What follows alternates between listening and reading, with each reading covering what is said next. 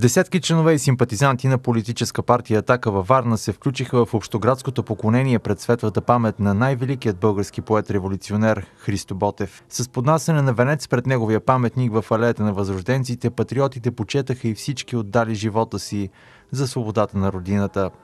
Свобода, за която сме принудени да се борим всеки Божи ден, 138 години след гибелта на Христо Ботев. Точно в 12 часа, както всяка година, градските сирени възвестиха дълбокото преклонение на гражданите пред делото на Христо Ботев. За всеки български патриот идеите и делата на поета-революционер са непреходни във времето. Каузата за национално освобождение от 5-вековното мракобесно турско робство на българския народ е жива и днес. Мълчуганите от целодневна детска градина Христо Ботев застанаха пред паметника на своя патрон с свалени четнически кълпачета и почетаха паметта на героите. Всяка година тържествено, емоционално радвам се да посрещна този празник, защото моят дядо е дал живота си, бих казала, за свободата на България от турско робство. Още като младеж на 22 години заминава при Гарибалди, заедно със своя съселянин Колю Гончев. Там моли Гарибалди да ги зачисли като волонтири, т.е. войници. Среща се там с капитан Петко Войвода. Интересна среща. Запознава се, след разговор се оказва, че Гарибалди не иска да дойде да освободи България. Тогава дядо и Колю Гончев минават през Сърбия, отиват в Букурещ. Тук се срещат с Христо Ботев, от който дядо ми има 2 писма от 1972 година. Дядо ми е близко до цялото семейство на Ботев.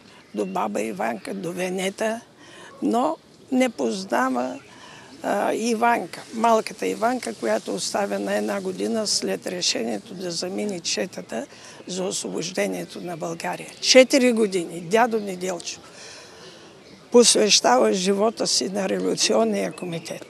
Става търговец на боза. Всички средства предава в революционния комитет за закупуване на оръжие и изпращане на чети отвъд Дунава. Като последната чета, организирана от Ботев, тръгва заедно с него и още 200 души. Минавайки, слизайки на брега на Козлодуй, той е разочарован. Всички врати на селски къщи са затворени. Няма кой да й даде залък хляб и капка вода. Продължава до Околчица.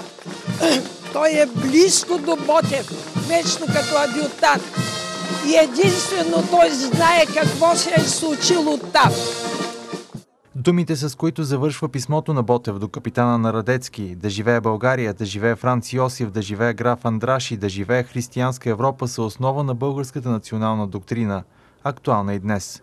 Бидейки човек на словото и революционер, Ботев ясно очертава фронта на съпротива в българската освободителна кауза.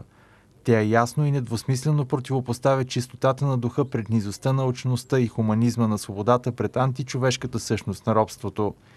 Никакви лъжи и псевдоевропейски ценности за толерантност не са в състояние да изтрият от българската памет спомена за стотиците изклани в Перощица и Батак, за набитите от турския башибозук на колове глави на Ботевите четници. Ние, националистите, чакаме официалното извинение на Турция за 5-вековния геноцид над българския народ, а не на нагла демонстрация на презрение над националната ни памет и чест. Още тогава, в 1876 година, при преминаването на Дунава от Ботевата чета, ние, българите, получаваме поредното признание като носители на достоинство в Европа. Капитанът на превзетият австрийски кораб Радецки, Дагобер Енглендер, в своите спомени за Ботевите четници казва следното: от това време произлиза високото ми уважение, което храня към българите.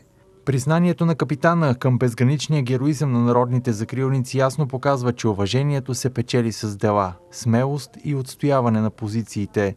Категорични са българските националисти от политическа партия Атака.